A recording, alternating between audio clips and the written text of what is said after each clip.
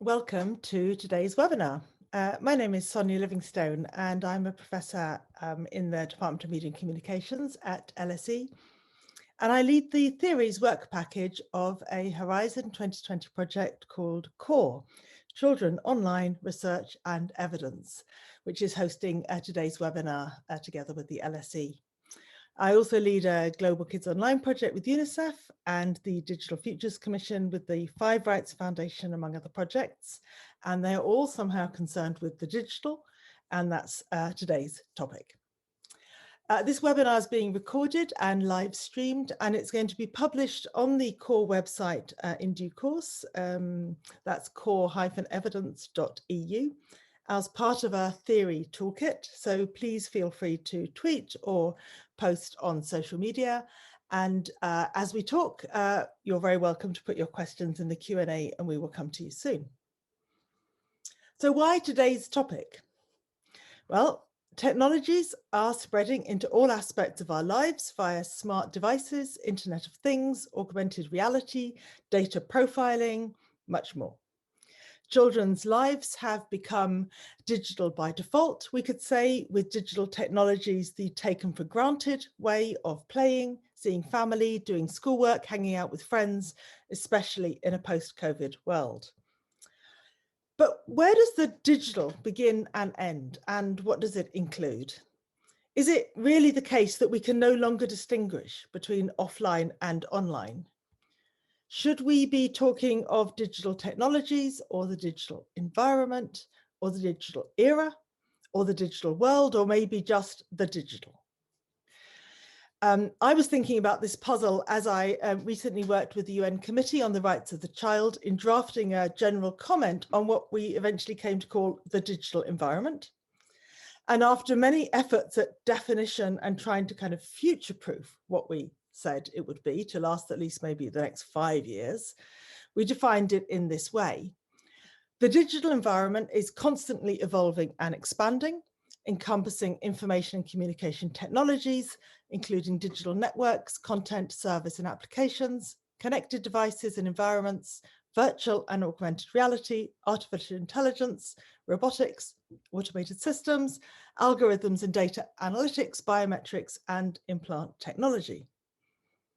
It's not terrible, but it's a list, prefaced by a caution that the items on the list keep changing. It's not as simple as digital means noughts and ones, nor as all-encompassing as the view that technology includes every technique by which humans are governed or by which power is mediated. But it's also, nor is it as narrow as what we often see in the media headlines, which is technology or digital means social media platforms, because it tries to include the many crucial digital technologies that are not user-facing, but are now arguably part of societal infrastructure. Still, I do sense a kind of unease in how the digital is discussed and a kind of reluctance to define it that can be sensible, because it's always changing, but can seem obfuscating to the wider public. So we picked the digital as one of the keywords to be interrogated in these webinars, because it is central to the work of many of us, and because we might define it differently, depending perhaps on our disciplinary training or research purpose or theoretical preferences. And we wanted to discover how everyone is thinking about it and where there might be consensus, where there might be debate. So let's discover how our speakers can illuminate our thinking. I'm going to introduce them in the order in which they will very soon speak. Taina Bucher is an associate professor in screen cultures at the Department of Media and Communication in the University of Oslo. She studies how users experience and make sense of algorithmic power and politics. And her first book, If Then, Algorithmic Power and Politics, details the ontological politics at stake in the algorithmic media landscape. And her recent book, Facebook, provides an invitation to rethink Facebook. Hine is a professor of sociology in the Department of Sociology at the University of Surrey. Her main interest is in the development of ethnography in technical settings and in virtual methods, or the use of the internet in social research. And in particular, she's known for developing mobile and connective approaches to ethnography that combine online and offline social contexts. Jean-Christophe Plantin is Associate Professor in the Department of Media and Communications at LSE. His first book was called Participatory Mapping, New Data, New Cartography, and details the use of web-based mapping platforms by non-experts to participate in socio-technical debates. More recently, his research has investigated the increasingly infrastructural role that digital platforms play in society. Bieke Zaman is an associate professor in human-computer interaction and research group leader of the Meaningful Interactions Lab at the Institute for Media Studies in KU Leuven University, Belgium.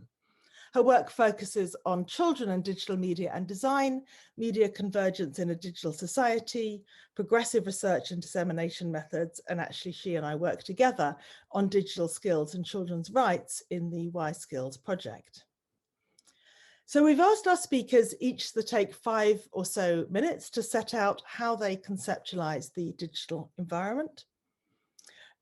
Please don't expect findings, because I've asked the speakers to highlight the kind of disciplines, the theories, the concepts that they draw upon. I'd also note, perhaps because the speakers themselves raised it with me, that for the most part, they don't describe themselves as experts on children's digital experiences necessarily. But I think it's important that researchers concerned with children draw on theory broadly. And certainly we shouldn't reinvent the wheel or develop a kind of parallel world of theory just for those who think about children. So we want fields of inquiry to be porous and open to learning from each other in all directions. So after the speakers have each kind of set out their position, we'll have a more conversational round of input from each of them to identify their debates, undefined issues, perhaps points of disagreement or deliberation. And overall, I see our purpose is trying to kind of clarify our tools to think with and be clear about the terms we use, the assumptions and priorities that underpin our different perspectives. And with that in mind, we very much welcome your questions and suggestions in the Q&A box of this Zoom webinar. Our discussant is Maria Stoilova, postdoctoral researcher at the Department of Media and Communications at LSE. Her area of expertise is the intersection of child rights and digital technology, with a particular focus on the opportunities and risks of digital media use in the everyday lives of children and young people, data and privacy online, digital skills, and pathways to harm and well-being. And Maria is going to be keeping an eye on your questions and will bring them to the attention of the speakers in due course. But first, over to Taina, and we welcome your thoughts and comments. Thank you. So thank you so much. Hi, everyone. Thank you so much for the invitation and to the organizers for this event. I always think it's very exciting to be able to sort of reflect critically on key terms, some of the terms that we use every day and in our research without necessarily thinking too much about them. So I really like this sort of challenge.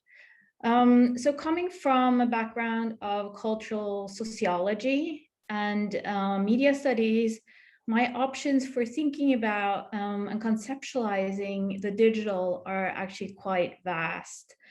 And I think the most common way of thinking about the digital is not to think about it at all. So I think we tend to take the idea, the concept of the digital as more or less for granted. And in this mode, the digital is often equated to consumer technology. So specific instances of digital media, whether we think of them as Facebook, Google, Snapchat, the internet, an app, the smartphone. So here the digital is just a shorthand for digital devices. Another option that we have is to sort of differentiate and contrast it to what it's supposed to be, its opposites or counterparts. So online from offline, as Sonia already mentioned, and also the digital from the analog. So this last differentiation is quite common with sort of more humanities-based media studies. So thinking about the analog then in opposition to the digital, many theorists have said something about that, including sound studies scholar Jonathan Stern, who suggests that the term analog is basically used to denote everything not digital. So if digital means computers and their processing of discrete binary information, analog operates using continuous variations, but tends to mean little more than not digital.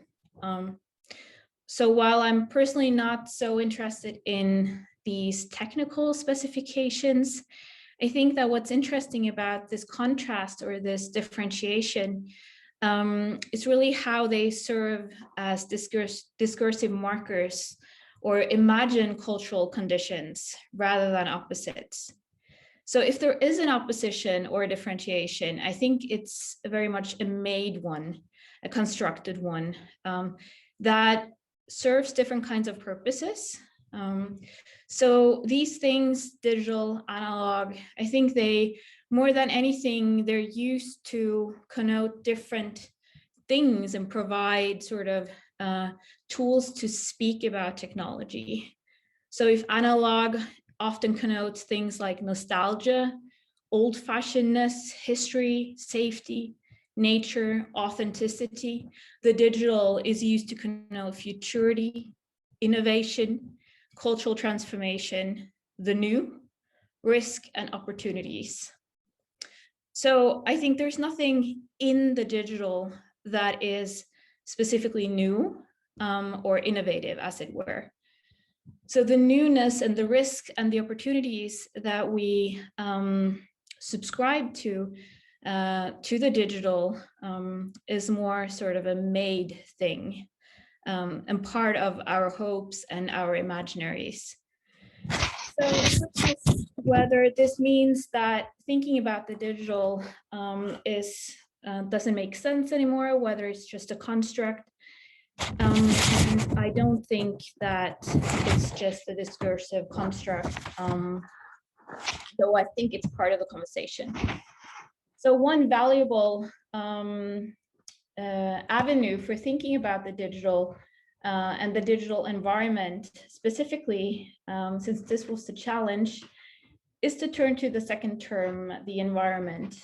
More specifically, I think that the idea of relational affordances is quite useful. And this term was originally conceived by the ecological psychologist James Gibson in the late 1970s to designate all kinds of action possibilities that are latent in the physical environment.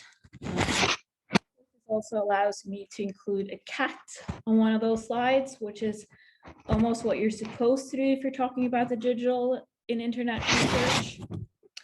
So for Gibson, the affordances of the environment are what it offers to the animal, what it provides or furnishes, either for good or ill. So this is the definition.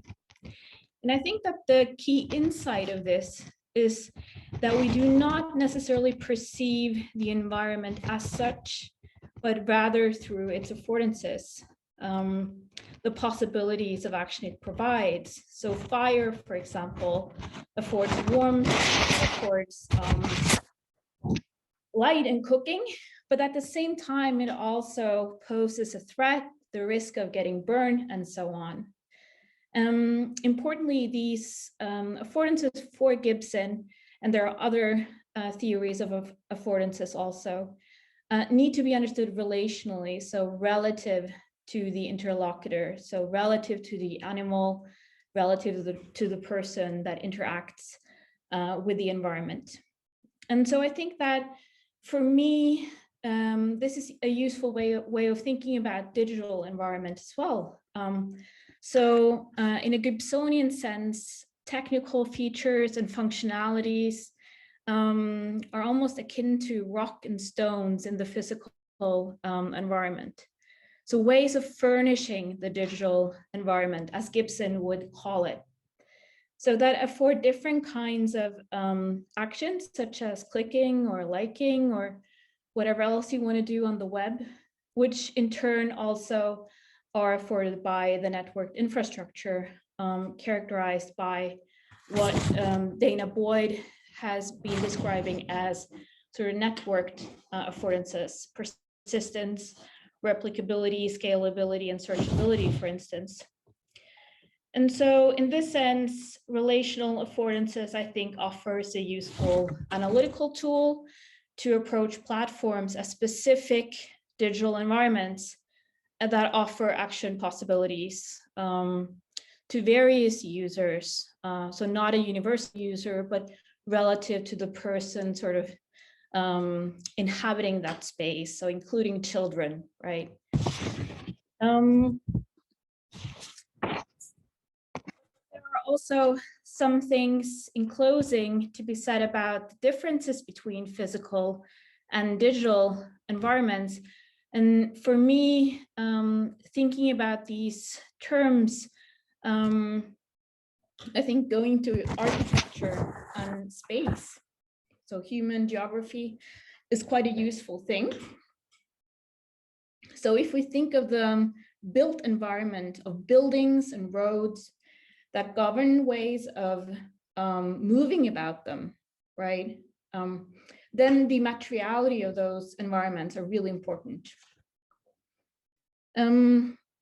So if we think of brick walls and concrete floors as ways that delineate boundaries and constrain mobility in different ways, I think the architecture of digital spaces are environmentalizing too, right? So if we think about data, algorithms, and networked infrastructure, sort of almost akin to brick, mortar, and concrete, or any other kind of material used to build that environment, we can start to see how they help to produce space in specific ways and how they shape the world that coheres around them.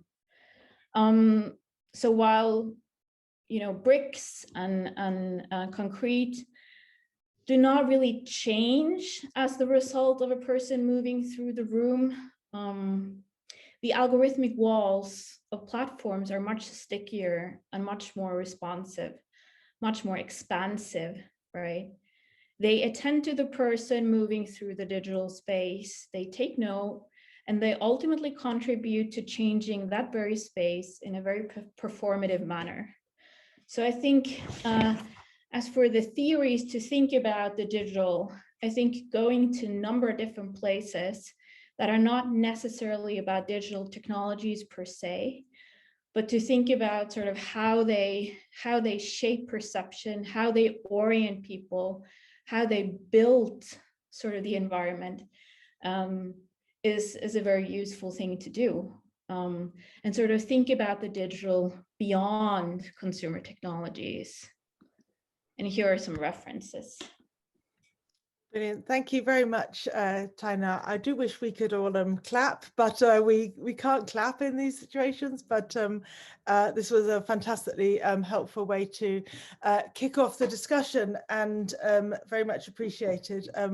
I particularly liked your early point that by dubbing the digital new, we somehow redescribe the whole of human history as analog, as if it were all one thing, and had shared some particular characteristics that nobody ever noticed before, but now we see are not digital.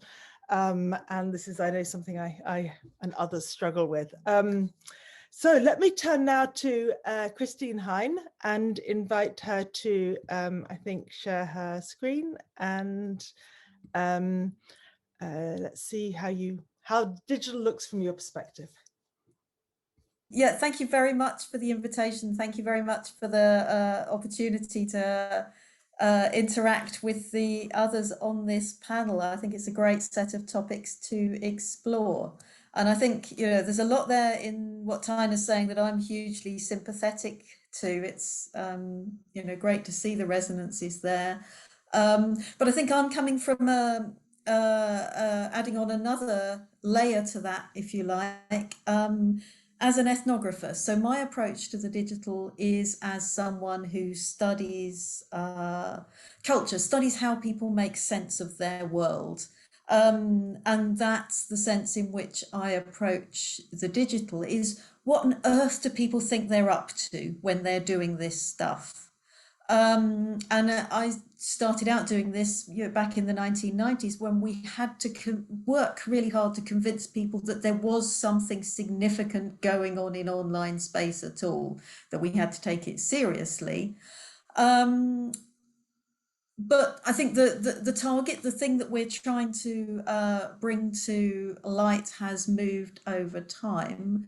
And so for me now, what I've come to is this idea about the internet, the digital, that I capture as the E-cubed internet. So the 3 different E's. So I think now we can think of digital technologies as being very much always understood through their embedding. They're embedded within specific contexts. They're embedded within our institutions, our identities, our ways of being accountable and responsible to one another. So it's difficult to separate them out from those contexts that they are utterly embedded within.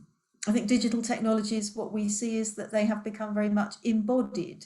So we treat our digital technologies, our digital communications, as ways of being in the world. You know, we don't, I am going online as if online is some kind of place out there. We just kind of go about our business and you know, as embodied communicators, social beings, and using digital technologies has become part of that. And then thirdly is the everydayness of these technologies, and that they have so much soaked into just the kind of the texture of our everyday experience, which can make it very difficult if you're a researcher trying to understand what sense people are making of them, because they don't necessarily naturally want to talk about it. They just do stuff with them. But then in kind of very specific ways, we topicalize them, where we also make them non-everyday. So when we want to have a particular kind of risk discussion about how terrible it is, and we want to blame something, then we often topicalize the digital, but that kind of pulls it out of the everyday. So if you take all of those together, what we end up with is a very complex, very unpredictable kind of social landscapes that we're moving through, that span face-to-face and digital technologies, but where people are also continually repurposing digital technologies in unexpected ways. We can't assume that we know what people will or should do. So we're creating this very kind of complex, emergent kind of social space or social landscapes. And I think, although I don't do much on children, I guess what I'm always trying to do is to see the digital landscape through people's eyes. How does that landscape roll out? You know, where are the hills and the valleys? Where are the gates locked, and where are the open pathways? So I think this is really interesting challenge of how do we see digital landscapes through children's eyes? Because as researchers, we use research methods to understand these landscapes, but some spaces are much more accessible to our methods than others. And so how easy it is to study something doesn't map onto how significant it is to users. You know, the WhatsApp group is an example. You know, you can't just go crashing into somebody's WhatsApp group, but that might be where a whole load of significant stuff is happening. And also these digital spaces vary in how far they're accessible to both children and adults, you know, so we have very different landscapes available to us to move through. So then just thinking briefly, as a researcher, I think it's really important to remind ourselves we don't have to study all of this at once. You don't have to somehow magically capture the whole thing. That actually sometimes we will be wanting to do blended, multimodal, very kind of ambitiously complex studies, but sometimes still we do need to study those individual spaces in their depth and detail for what they are. I think there's a lot we need to do in terms of being reflexive. Sometimes that is even being autoethnographic, to explore thinking about the decisions we're making, reflecting on the constraints we're facing and whether they're the same as other people are facing. I think there's an awful lot of opportunity to use responsive and connective and mobile methods when we are trying to research what is this. We just don't know what sense one person is making of what I might come across in Instagram, how I'm sharing that with somebody in another space and talking about that with somebody else in another space. That if we're going to try and get to grips with that, we need really quite responsive, quite mobile methods. And I can say a lot of this as someone who researches generally what adults do, but when we're talking about recruiting children, for research to hear their voices, we're also going to be talking about how we're going to get them to be reflexive, autoethnographic, how we're going to avoid effectively stalking them across different spaces. So there's a lot to be said about, I think, how far these methods translate across from research on adults into research on children. But I think, fundamentally, this focus on lived social experience and what spaces people make significant within their own lives is very important. But put that emphasis on lived social experience alongside another set of issues, which are, I think, very also provocative now, is that we can also do various kinds of visualization and large-scale data analysis. We have got some methods that allow us to hover above these spaces, and I think those are also interestingly provocative for doing this kind of research. So to summarize, I think the challenge is how to see digital landscapes through people's eyes, and it's a big challenge, but a worthwhile one. Okay. Lovely. Thank you very much, Christine. I absolutely, some of us, and when we come to Bieke's intervention, this is something she absolutely spends a lot of time doing, to think how to, as do I and colleagues, how to see the world through the eyes of the child. It's hard already to do that, to see it through the digital world through the eyes is a kind of double challenge. I would just say I'm struck so far at the use of spatial metaphors in both Taina and Christine, your remarks, and the kind of the sense of landscapes, of spaces, of urban geographies. So I know that Jean-Christophe writes about infrastructures, and I don't know if that's a spatial metaphor or perhaps it's another metaphor. So Jean-Christophe Plantin, please take it away, and let's see if you introduce some new metaphors or deepen the current one. Thank you. We're about to see. Let me share my screen. Hi, everyone. Thank you all for attending. Thanks for having me. It's really a fantastic discussion so far, and I look forward to the discussion. The concept I'd like to add to our toolbox, the toolbox we're building together to think about the digital, is, as Sonia, you mentioned, the concept of infrastructure. In two ways specifically, infrastructure as an interesting concept to lead us to understand more about really the brick and mortar aspect of our digital networks, yes, but also a concept that emphasizes the relational nature of technology. Let me illustrate that with the example of broadband consumption and disruption around the pandemic. As I'm sure you're all aware, the COVID-19 pandemic and related stay-at-home orders have generated a massive increase in broadband consumption, as reported by the BBC. As we can see here, on the penultimate day of 2020, internet use in the UK doubled that year. with OpenReach total customers base using 50,000 petabytes of data as opposed to 22,000 the year after. So in my work, I study the various actors that are involved in building and maintaining our digital infrastructure. For example, I study network engineers working for large tech companies, or activists publishing radiation data after major industrial crisis, or data processors cleaning data set in a data archive. But generally, a statement that I encounter very often in my field, which is the social study of infrastructure, is that infrastructure breakdown can be seen as, yes, an outage, okay, but also as a productive moment to generate knowledge. Susan Lee Starr, as she put it in her note on how to study infrastructure ethnographically, infrastructure become invisible when they break. At home, for example, we become aware of our electrical or plumbing system when something goes awfully wrong, and we have to call an engineer who opens up the cupboard and fuse box that we usually never venture into. So this statement is often criticized, especially in anthropology, for being mostly true in the global north, whereas infrastructure breakdown is in some global south countries the everyday normal and not the exceptional.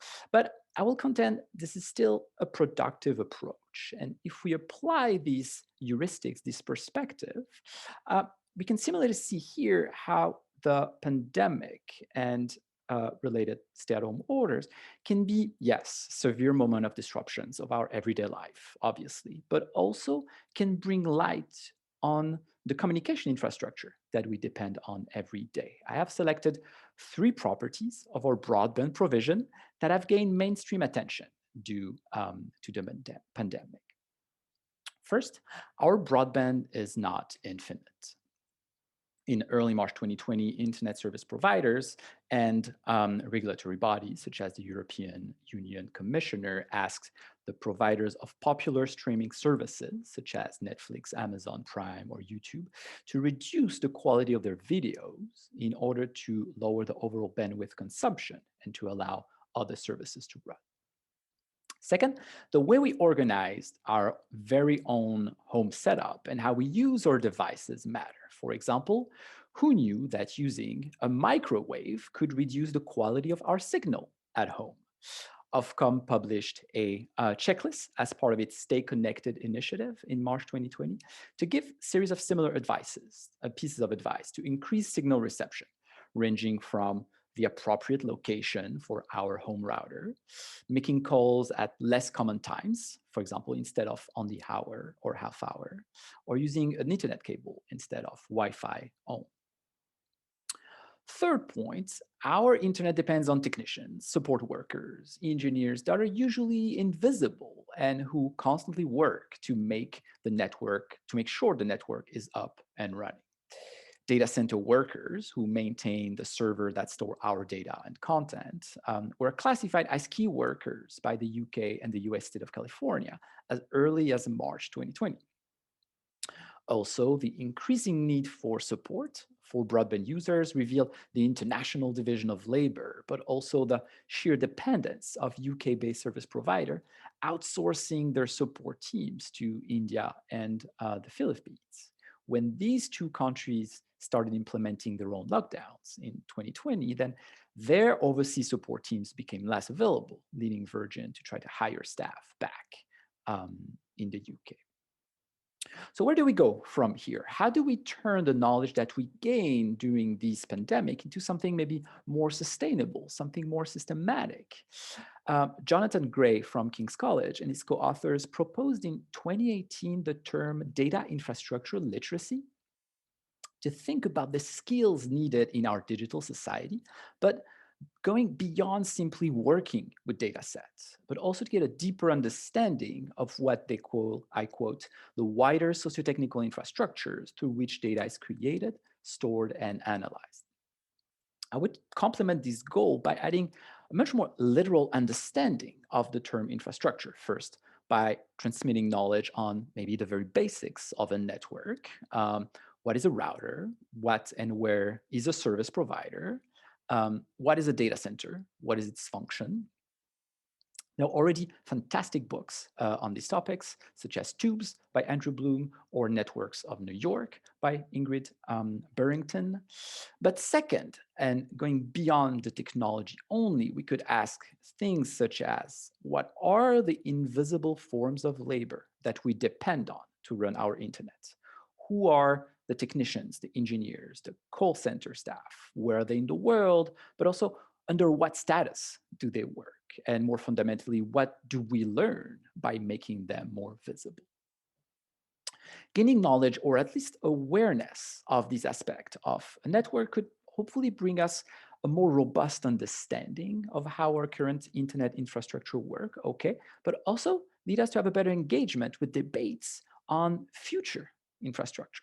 The conspiracy theories linking COVID-19 to 5G led to actual vandalism of cell towers and attacks of many direct attacks, physical attacks to engineers across Europe. Ironically enough, these attacks targeted equipment that had nothing to do whatsoever with 5G equipment. As my colleague Robin Mansell and I showed in a recent report, the UK press coverage, specifically of 5G, emphasizes the groundbreaking applications of 5G that 5G will support, but doesn't ask the hard questions in terms of user privacy or the extension of data, personal data collection.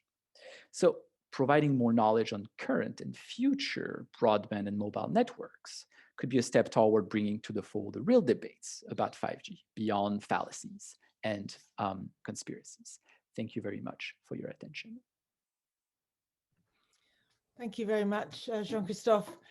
You remind me, in fact, that in the Global Kids Online project, when we ask children how they think about the internet or all things digital, the number one thing they talk about is access and connectivity, and is the infrastructure kind of reaching them, or what do they have to do to gain access to it, and what workarounds can they kind of put in place to get there. So I know that that's actually an issue in all parts of the world, not only in the global south, which is, after all, the majority of the world. But it's yeah, one of those things that one becomes very salient when you talk to children, which perhaps in the West we take a little for granted until you kind of peel behind what Taina called the consumer technology to see the infrastructure it rests upon.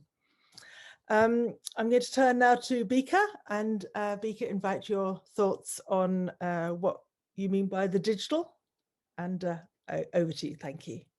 All right, thank you.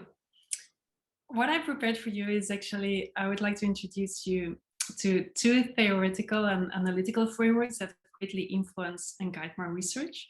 It concerns two frameworks. On the one hand, the mediation framework of Leah Liefro, and on the other hand, the conceptual framework of collaborative media as developed by Jonas Logan and Bo Reimer. I will show you the references in a minute.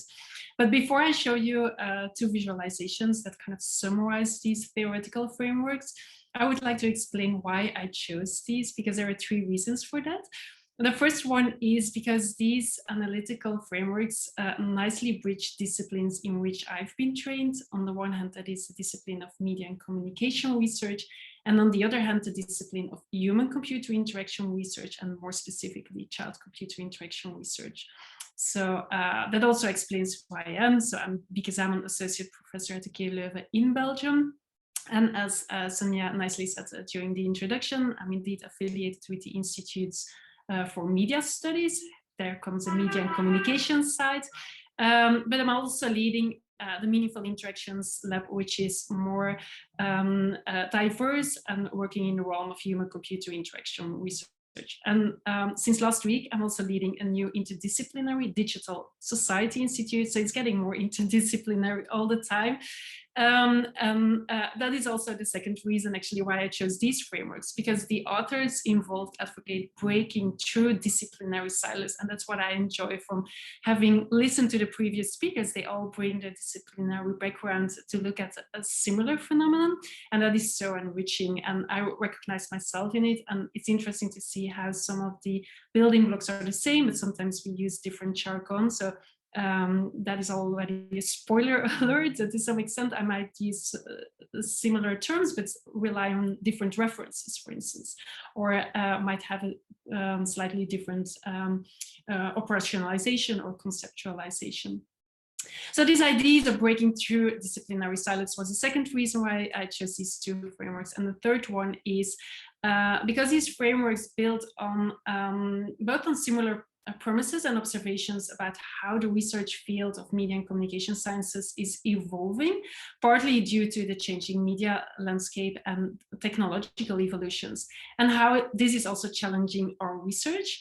And both frameworks, you will see, they also acknowledge in their analytical lens the role of technological artifacts and design aspects, and that is something I also focus on in my research. So let me now share my screen and show you the two frameworks.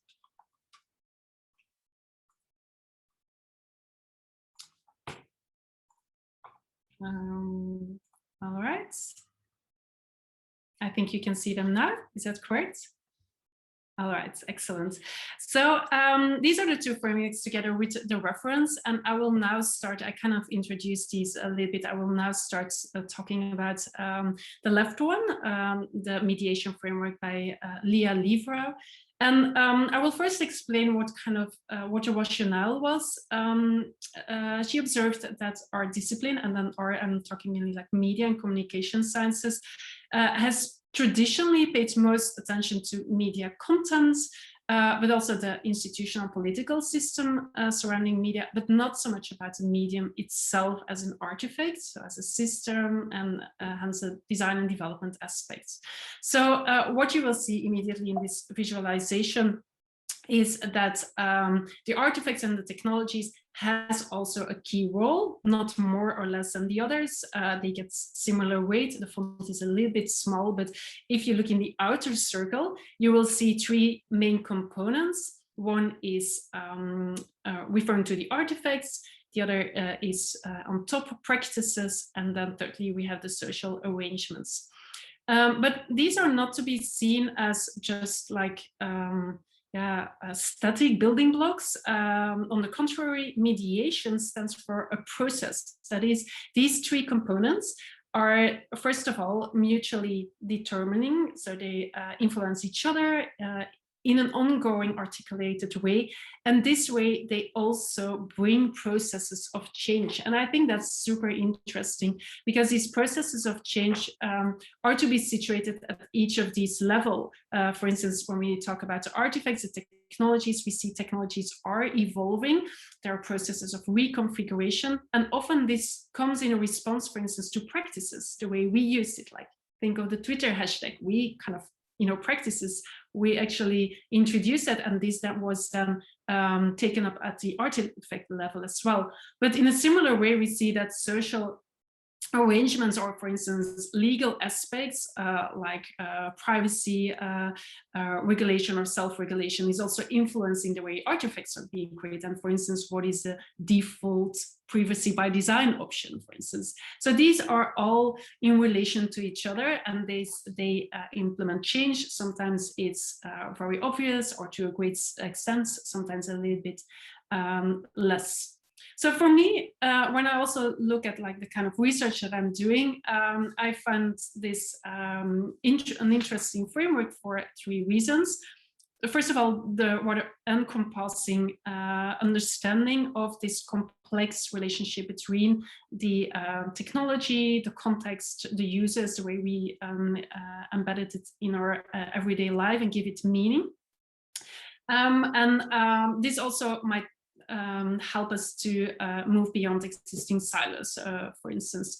I also like that Liva put the attention also and an awareness of the words that we're using. So it was very deliberate that this framework is not relying on words like audiences or text, because it might come with certain connotations like which we had in the past. We can have a discussion whether these are the terms to use always, and that's the one to mature, but still I think pointing the attention to the discourses and the way we use certain words, like for instance users, is interesting because it might come with certain connotations.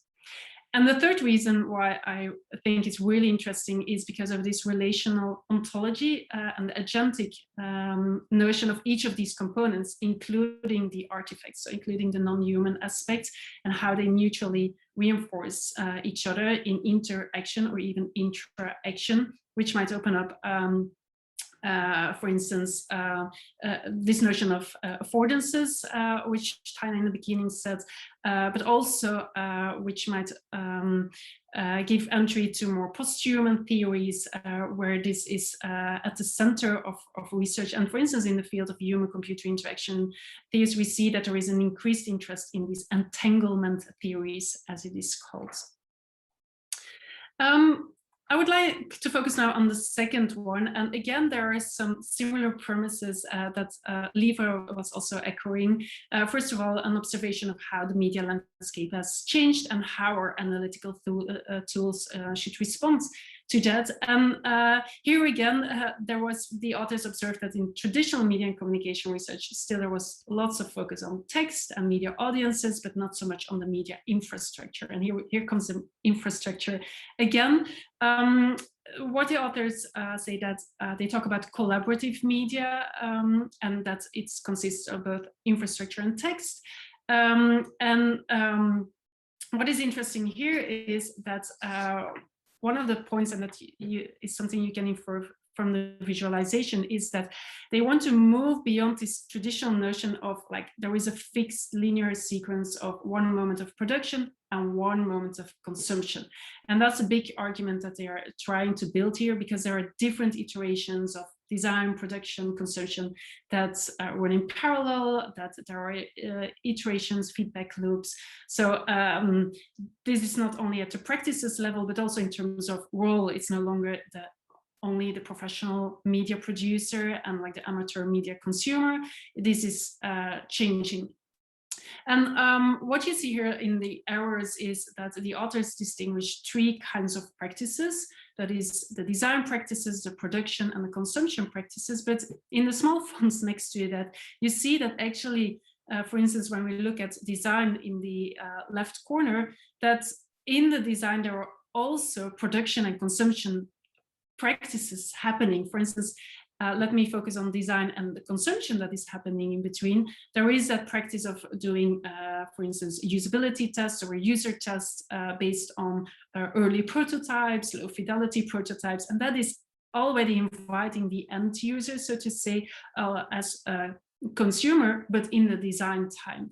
And this is the same for production practices, also for consumption practices.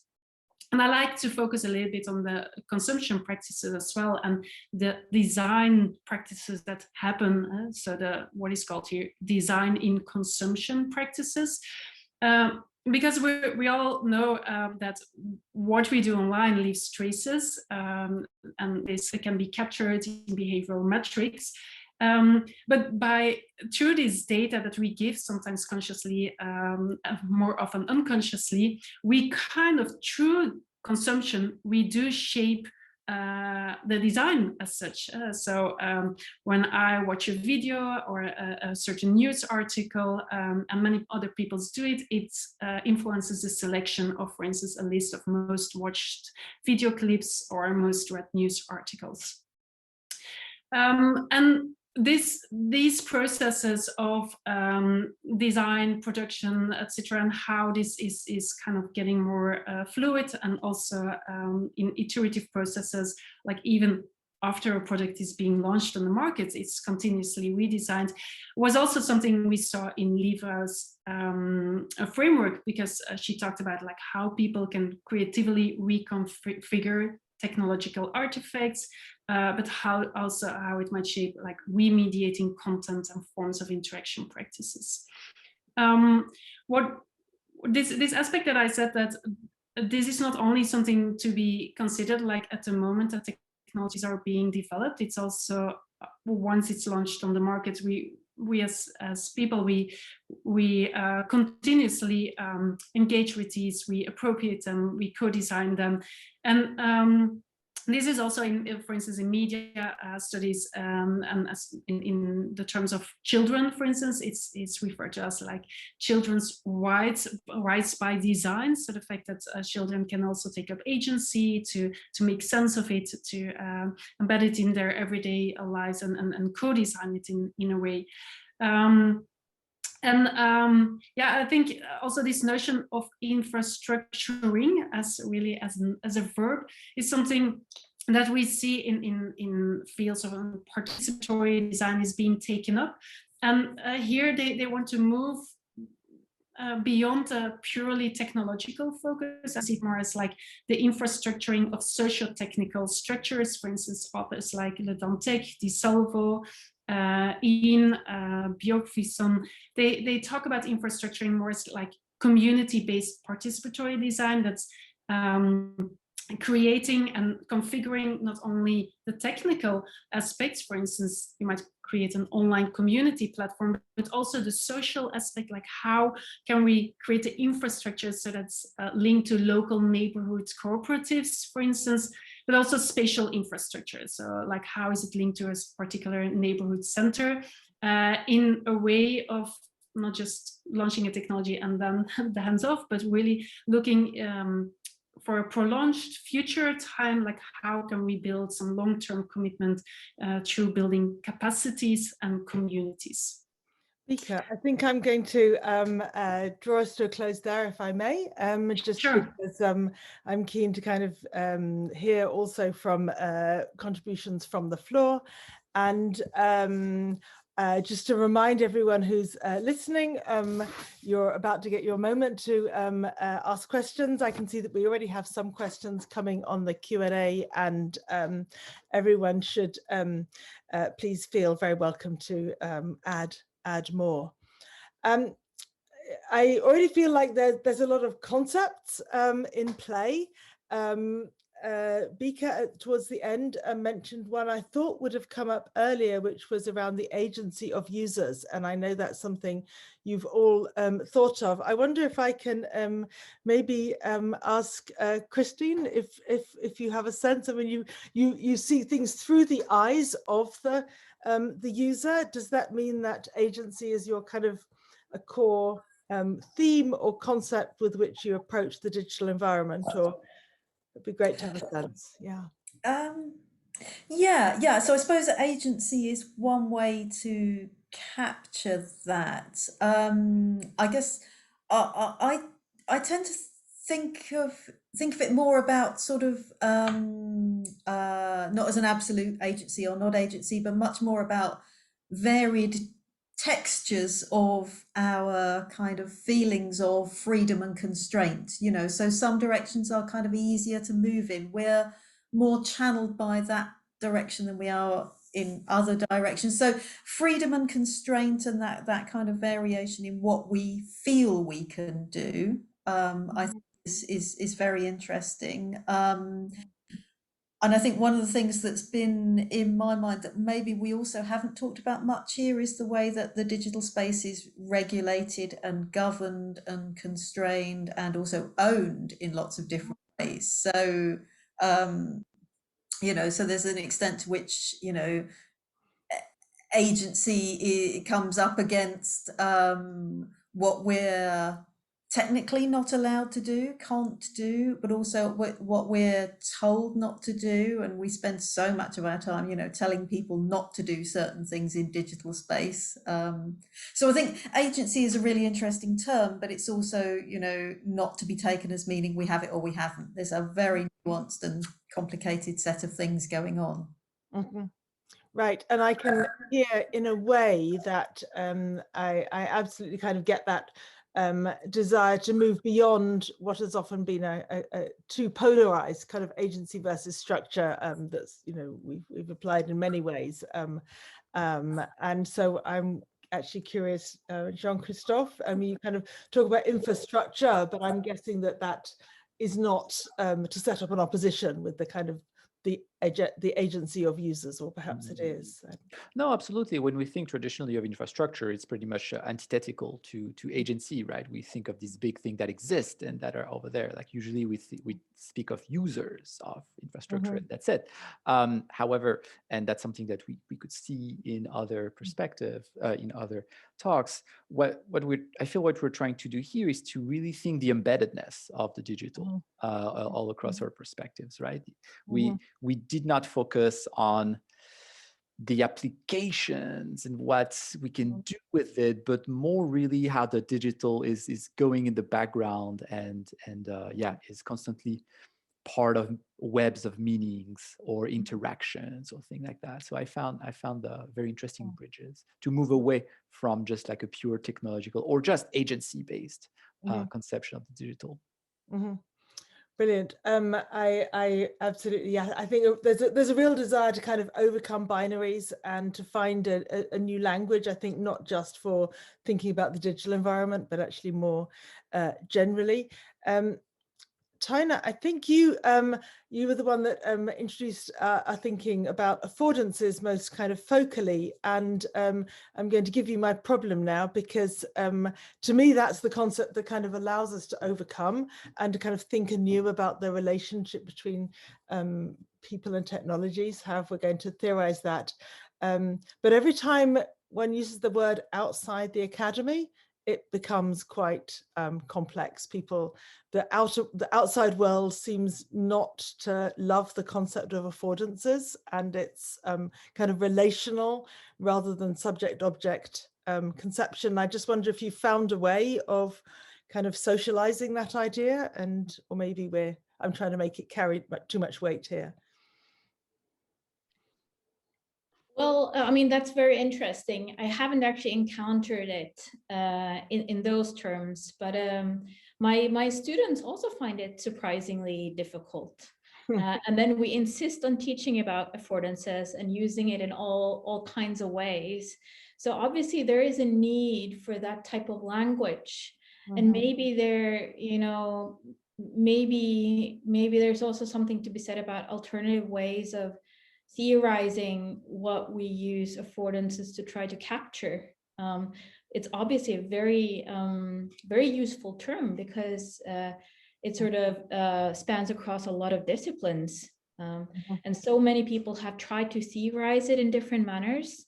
So, and we all sort of try to capture, as you say, the relationality, something, talking about agency, it's also very sort of a gentle term, right? Who has the agency in a relational situation. So, but I'm not sure, maybe there's just a lack of useful agreed upon synonyms to capture that very logic of agency in a relational sense. I'm not sure if any other sort of theoretical or academic term will do the trick. If you talk to the outside world, they're sort of equally confusing and complex and unnecessarily theoretical sometimes. So I think, whether you talk about affordances or infra action, or, actor network theory doesn't make any sense to the outside world, right? So I don't know. I hope we're not doomed to obfuscation. And I think what does kind of translate well across kind of academia and practice and other domains are the various kind of environmental and ecological metaphors. And maybe that is the way that we can kind of stitch together agency and affordances and infrastructures. Quick question for Bieke in that regard, and then I'm going to come to the audience. I think I was listening very carefully to what you said. I think you were the one that didn't deploy kind of geographical metaphors. Because you had different perspectives, and so there wasn't that sense of the digital as a kind of a space or a place, perhaps, where people engage. And I wonder if that's because you've already transcended an online-offline binary, or you just have a different theoretical preference, or I caught you on a Interesting. day. Yeah. For me, talking about digital technology feels a little bit like how we used to say, like, we're doing research on new media. It's so relative. It's like when we talk about media, it's inherently digital, so it doesn't matter to talk about it. And yeah, also when we think about like how it's blended, sometimes it's very often actually it's very hard to say here's starts the analog and the real or the physical or whatever, and here starts the digital. It's even like in our most intimate zones, that is our body. So, and especially when we keep on talking like digital technology, we're not really using future-proof language, because what is the next one? We have bio, nanotechnologies, etc. And in essence, when we are doing research, we should find the fundamentals that are underlying there. And I think that it might be interesting to have a look more at the action potentialities, what it can do, what it can mean, and that there maybe we find a way to overcome that way of talking about. And this goes from various perspectives. Also, when the way technology is being built, very often we try to mirror what exists, but we tend to potentially miss out many opportunities. Things of the ebooks, it's kind of a copy, even like how you switch pages, etc. But what about all these multisensory aspects that are also possible? And when we're too much staring at that binary, we're missing out various aspects, I believe. Brilliant. Thank you. I'm going to bring Maria Stolova in at this point. I know she's here, but I can't. If you want to put on your camera, Maria, thank you. Welcome. And so questions are building up in the Q&A. Do you want to kind of take us through and maybe put some of them to our speakers? Thank you, Sonia, and thank you to all the speakers.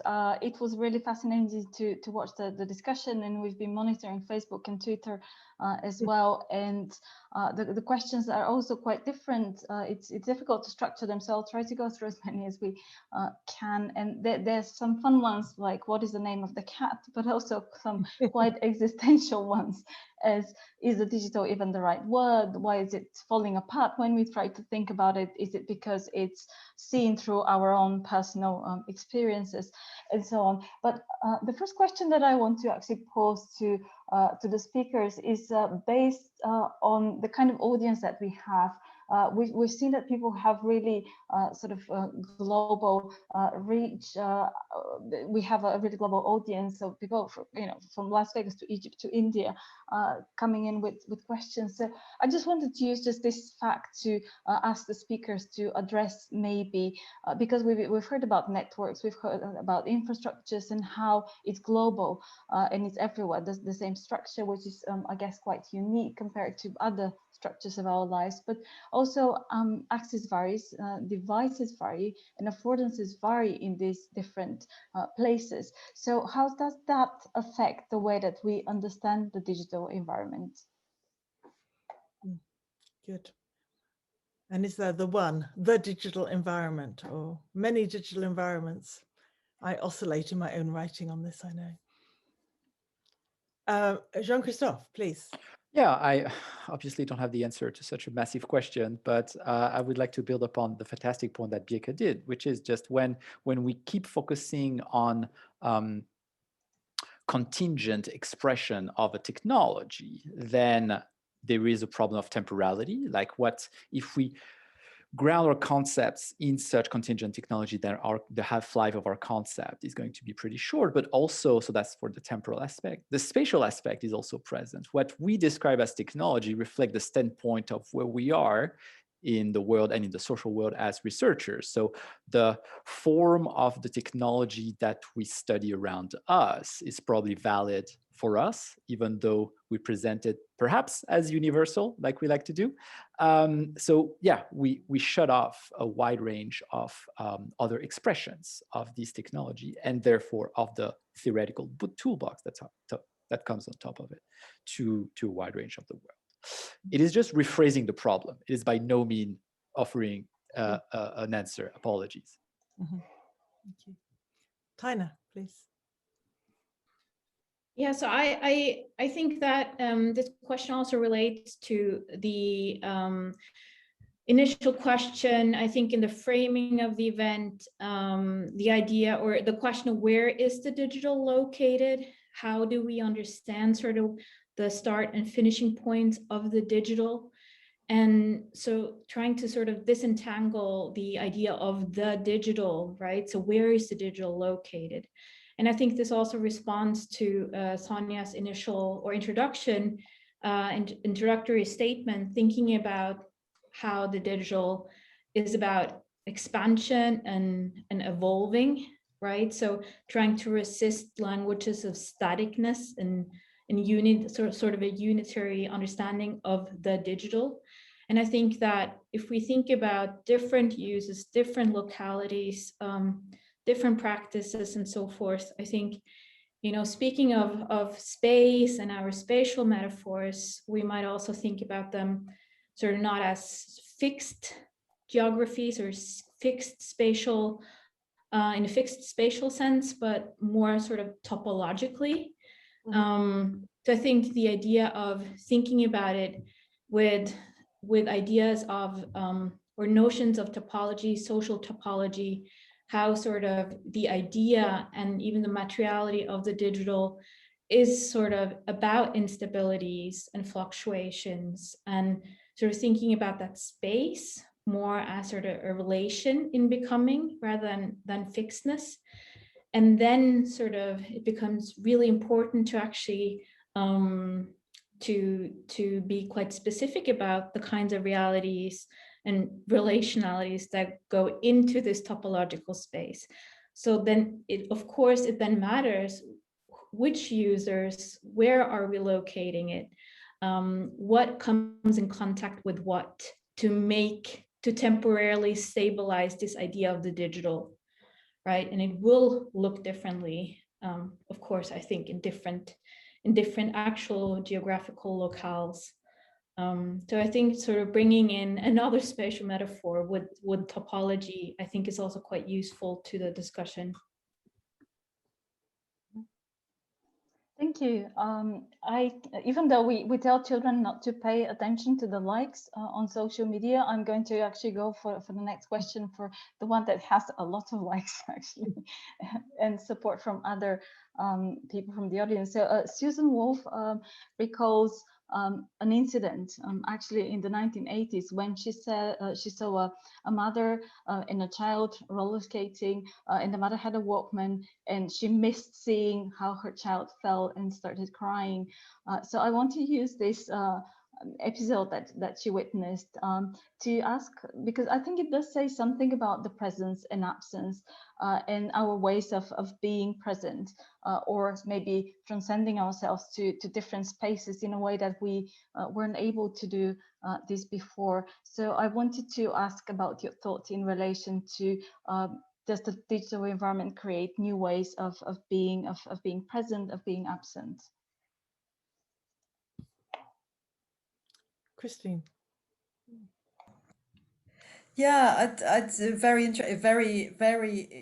evocative little vignette there, and I think it's invested with so much in terms of how we value different kinds of attention. So it's not just about co-presence and attention, but there's a lot invested in there in terms of value, and it's a very morally charged kind of way of thinking. And I think that's one thing to reflect on about, you know, one of the ways we collapse the digital into a singularity is when we invest it with this kind of moral charge. And a lot of what is going on here is the way that we're valuing certain kinds of interaction above others, the way that the digital becomes a way of enacting certain kinds of caring relationship or not caring relationship, the way it becomes how we are kind of enacting our intergenerational identities, both with how we interact with each other, but also how we try and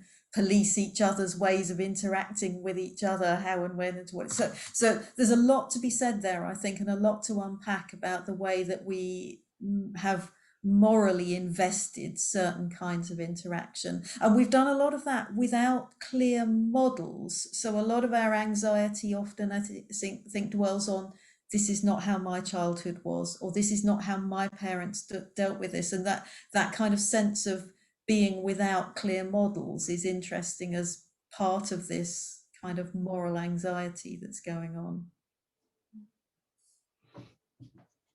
Bieke. Yeah, I would like to build on that by some examples that might speak to many people, especially in these days.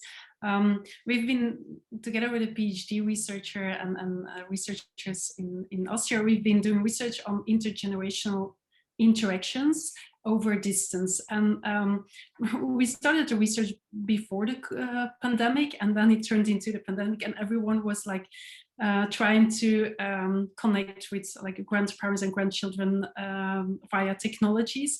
And what we felt is that many of the technologies like the Zoom we're using now is really like ended up on like an exchange of information, a Q&A, watching each other. But when we observed the children and also what the grandparents appreciated was sometimes different notions of presence. It's just like the child knew like the FaceTime or the Zoom is open, but the child was not looking at the grandparent, but just playing around and focused on that space just in a home setting, for instance, but just the awareness and the ambient presence of the grandparent was enough. But we also felt that over distance there were missing things like the smell, like how the grandparents smell, or the tactile experience. And I think that's also something interesting, and that we learn nowadays even more and more. So it was a kind of a vignette, you might say, also that it's when Christine was talking, I wanted to share as well, because it builds nicely on what she said. And it raises the question of whether one can really be embodied, I think. I mean, are there limits to that kind of, I know that there's all kinds of digital smells and touch yet in the, coming to our home soon, but maybe there are limits also to the embodiment that makes something of a distinction. And I think this also takes us to the next question, which is one that was asked on Facebook by somebody from Egypt, and it's around human behavior. I think he's asking how the different online experiences impact the way that we behave offline, like attitudes, impulses, that we're not very patient, that our attention spans might be changing. So I guess the question underlying is, does this change human behavior, human interaction more generally, not only when we are online or in the digital?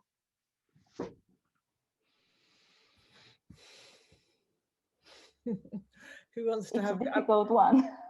It is, and there is a huge. I mean, there's. It may not be the kind of the speakers here kind of preferred way of thinking, because I think you have very much argued that the digital is kind of infrastructural, is embedded, is everywhere. But I think that that logic of comparison, both before to now, and also when we're on the Zoom and when we turn it off and we're suddenly back somewhere else. I think that there is a kind of a huge amount of research going on that really plays with those binaries and plays with those comparisons, and that does resonate, I think, with a lot of I know the way that the public thinks about the digital still.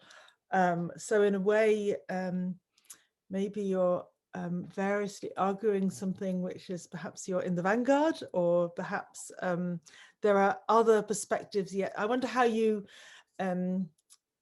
take your ideas and kind of address that sense that there is somehow still an offline world, a different space without the technology.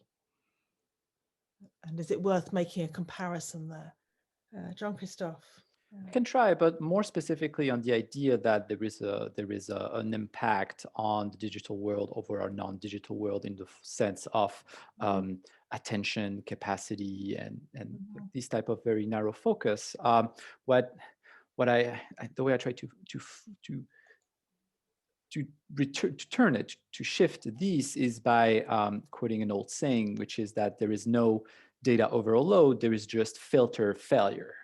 So if you look at the history of science, there is constant fear since centuries ago of a sort of data overload and museums will not be able to cope, and scientists are just going to be not be able to work anymore. However, what you see is that it is rather the tools that are needed to process this data and to turn it into knowledge that constantly have to readjust. For us at an everyday basis, it is, I don't know, the type of device that we use or these type of things are constantly moving. So what can be seen as, oh my God, attention economy is gone, is more like a constant ongoing restructuring of practices in reaction to data flow, information flow that are changing. That's how we'll try to turn the same question into something else. Mm-hmm. Mm-hmm. I want to also address a different area, and we have a few questions in relation to this, which is around consent and privacy. There were comments in relation to how much we give up from our own agency when we get into an environment, which I think it was maybe Taina at the beginning who described this as a sticky environment. So you're not able anymore to just walk through the environment without any consequences. It just sticks to you. So maybe just to hear your reflections of how does that affect our privacy. Yeah, so I mean, maybe this also ties to the previous question a little bit, because I think there's something to be said about a certain disconnect between theory. I mean, this is a theory seminar, so academic theories about these sort of things and how it's actually sensed and experienced by people, how people talk about it, how, you know, just by looking at what my students are interested in and how the media reports on these issues is very much sort of a binary thing. It's always been the case, right? So talking about technology as sort of either good or bad or harmful or full of opportunities. So very much sort of a binary thing. And I think that this way of speaking about it, of course, impacts people, and they care about it, and how they go about their everyday lives is not sort of by carrying a book about sort of relationality with them, or like a theoretical masterpiece that explains this. This is sort of lived experience. And just by looking at things like screen time, which is, you know, I'm teaching in a screen cultures program, and I guess Sonia is of course the expert also in this, but these kinds of discourses and sort of normative assumptions about what is sort of good ways of living a life and policing sort of different ways of using media, they of course impact, maybe they have much stronger influence on practice, on sort of thinking about offline and online than any sort of academic theory for people's actual lived experience. And so, you know, we can also theorize about consent and privacy, and there's a lot to be said about sort of how research also shows that people, on the one hand, don't really report caring about it, but researchers care immensely about it. And they talked about it and published about it for, you know, decades. So this sort of this disconnect, or this sort of, how do we meaningfully marry our theories that we spend so much time on with the actual lived experience of people, and taking that seriously, and not just say, you know, oh, you haven't really, you know, understood what screen time is about, or right. So thinking about the ambivalence as sort of an opportunity for theorizing, I think would be a very interesting thing to do, right? So what can we productively make out of sort of the recurring themes, the recurring ways of speaking about it, vice versa theory and theoretization and how we teach our students to think about it. I don't have any answers, but I find it very interesting.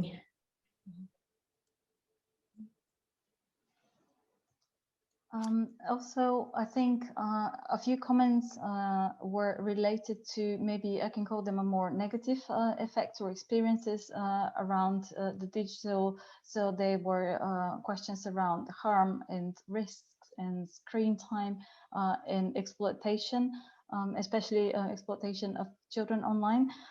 So I just wanted to open up the opportunity to talk maybe about we heard a lot about how the digital is not new and how it's reshaping what's already existing and the extent to which we are actually personally reshaping and perceiving this environment. But maybe we can open up the floor to think a little bit more about the possible negative effects of whatever these might be in your work and how that reflects your views. And maybe picking up the idea of ambivalence, and I often think in my work that the digital primarily is uncertain and it's somehow intensifying. It's somehow whatever we had before has now been made more intense and more brought together in more kind of unexpected and unpredictable ways. And a lot of the sense of kind of both risk and opportunity is you know, they kind of come together in unexpected combinations, remediations perhaps in Lea Livre's terminology, or reconfigurations, in which we're kind of endlessly locked. But then we are, I think, saying there is something perhaps not new, but different, something changed, something more intense that is developing faster maybe than our social norms have kind of prepared us for. Maybe that's a way to think about it. Christine, yeah. I think one of the interesting and often challenging things that does feel as though it's changed is the extent to which we can now see into the kind of the intimate detail of a much wider array of other people's lives. So there's that the conditions of mutual visibility do change somewhat, I think, with the digital environment. And so that brings you the possibilities of kind of youth strikes for climate and that kind of global sense of connection and movement and all of that, at the same time as it gives you that kind of ability to judge your own self-image against so many other people. So there's that I call it self-calibration, that kind of ability to go, am I normal, am I doing okay, can now be possibly influenced by this much wider array of different influences. And that's, as I say, it's kind of got good and bad to it. It's Jean-Christophe talking about the filter. I mean, you know, if we're not filtering that, then maybe we're in trouble. But there's also an interesting layer in which the way that people are able to now self-calibrate as parents in new ways. I'm a huge fan of the UK site Mumsnet. My guilty pleasure is reading about how other parents are agonising about the same things that I'm agonising about. You can kind of tap yourself into a discourse of what kind of parent am I, in terms of whether I liberate my children online or whether I try and rein them in. Are they on social media? Are they not? You know, do they screen time limited? Are they not? You know, am I kind of a permissive or a regulating? So we're all able to tap into more and possibly more intimate about more people's kind of inner lives. That, I think, is potentially game changing, but not in a deterministic this outcome or that outcome kind of a way. Don't know whether that resonates with anybody else. Yeah, absolutely. Thank you. Taina. Yeah, just so I think speaking to what Christine was saying about sort of looking for models or in terms of harmful ways that we encounter social media, but then the digital also, you know, there is something for everybody, right? You will find your thing. You will find in both good ways and harmful ways. So that's sort of both a risk and opportunity, but then also sort of speaking to the question that Maria posed to me earlier about stickiness, right? So there is something, I think, to be said about these sort of technologies and environments being stickier to people's identities and people's bodies in ways that perhaps wasn't the case before. And so thinking more deeply about what that means and the repercussions also in terms of consent and privacy, right? So that in a way, just to continue with the architecture metaphor, right? So if other people were building our houses and our built environment previously, we're also to a certain extent engineering our rooms ourselves, whether children or adults, or because they also respond to our traces, our footprints, but more importantly, sort of the accumulated traces, accumulated identity, sort of the associations with other people. So thinking about sort of what that radical connectivity actually means in terms of architecturing our spaces, I think is quite important. And perhaps we should, as a last word, because I'm conscious of time, I was going to come to you, Jean-Christophe. I think we've created a sense of the digital as very kind of horizontal and in some senses kind of user created, or from the perception of those who engage.